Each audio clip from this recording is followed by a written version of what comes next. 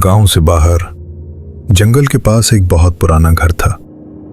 उस घर की दीवारें काली हो चुकी थीं और खिड़कियां टूटी हुई थीं।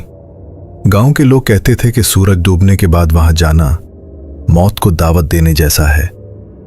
सब कहते थे कि वहां बुरी चीजों का साया है, लेकिन अहमद शहर का रहने वाला लड़का था। वो इन पुरानी कहानियों और जिन भूतों पर यकीन नहीं करता था। वो अपनी दादी से मिलने गांव आया हुआ था और इसी घर में उनके साथ रह रहा था। एक रात बहुत तेज बारिश हो रही थी। बादल जोर जोर से गरज रहे थे और बिजली चमक रही थी। हवा इतनी तेज थी कि घर की खिड़कियां खड़खड़ा रही थीं। रात के 12 बज चुके थे। दादी अपने कमरे में गहरी नींद सो रही थी। घर में बिल्कुल खामोशी थी। अचानक इस खामोशी में एक आवाज आई, ठक ठक ठक।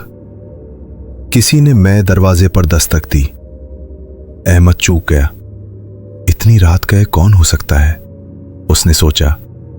उसका दिल थोड़ा तेजी से धड़कने लगा। उसने सोचा शायद हवा की वजह से कोई चीज दरवाजे से टकराई है। उसने हिम्मत की और दरवाजा खोला। बाहर कोई नहीं था, सिर्फ गहरा अंधेरा और बारिश का शोर। वो दरवाजा बंद करने ही वाला था कि उसे अपने कान के पास एक बहुत धीमी और ठंडी आवाज सुनाई दी, दरवाजा बंद मत करना। अहमद डर के मारे पीछे हट गया। उसने इधर उधर देखा मगर वहां कोई नहीं था। उसका जिस्म कांपने लगा। उसने जल्दी से दरवाजा बंद किया और कंडी लगा दी। ये सिर्फ मेरा वहम है, ये सिर्फ मेरा वहम है, वो बार बार खुद से कह रहा था। वो अभी मुड़ा ही था कि दोबारा आवाज आई, लेकिन इस बार बहुत जोर से, ठक ठक ठक। ऐसा लग रहा था जैसे कोई गुस्से में दरवाजा तोड़ना चाहता है। अहमद के पैर जमीन पर जम गए। उसके हाथ बुरी तरह कांप रहे थे। न चाहते हुए भी वो दरवाजे की तरफ बढ़ा, जैसे कोई उसे जबरदस्ती खींच रहा हो। उसने कांपते हाथों से दरवाजा खोला। सामने जो खड़ा था उसे देखकर अहमद की चीख निकलते निकलते रह गई। बारिश में भीगी हुई एक छोटी सी बच्ची खड़ी थी। उसके कपड़े मिट्टी और लाल रंग के गंदे पानी, खून में भरे हुए थे। उसने अपना चेहरा ऊपर उठाया। अहमद का खून जम गया।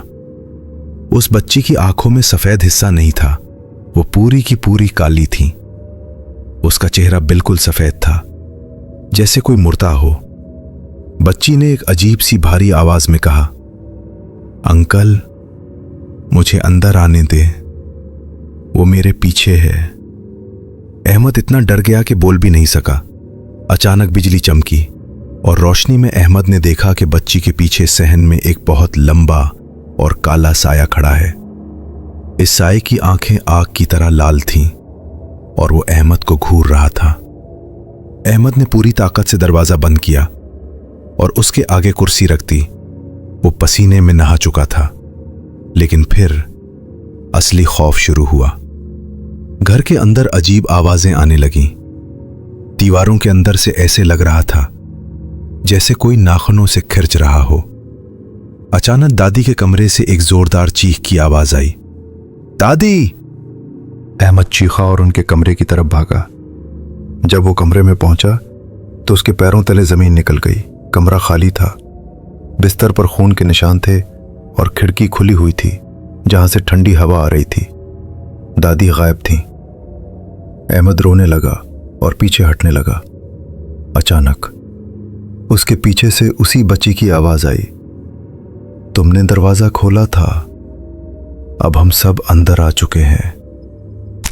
अहमद ने मुड़कर देखा। वो बच्ची अब मासूम नहीं लग रही थी। उसका मुंह बहुत बड़ा हो चुका था, जैसे किसी जानवर का मुंह हो। उसके दांत नोकीले थे। वो हंस रही थी और उसके साथ घर के कोनों से कई और साए निकल रहे थे। अहमद ने चीखने की कोशिश की, लेकिन कमरे की लाइट बंद हो गई। अंधेरे में सिर्फ अहमद के चलाने की आवाज आई और फिर बिल्कुल खामोशी छा गई। अगली सुबह जब गांव के लोग डरते डरते उस घर में गए तो उन्हें वहां कोई नहीं मिला, ना अहमद ना उसकी दादी। लेकिन दरवाजे के पीछे खून से एक जुमला लिखा हुआ था, दरवाजा कभी नहीं खोलना चाहिए था। उस दिन के बाद से वो घर हमेशा के लिए बंद हो गया। लेकिन लोग कहते हैं कि आज भी जब बारिश होती है और रात के 12 बजते हैं तो उस घर से किसी के रोने की आवाज आती है और दरवाजे पर एक दस्तक सुनाई देती है, ठक ठक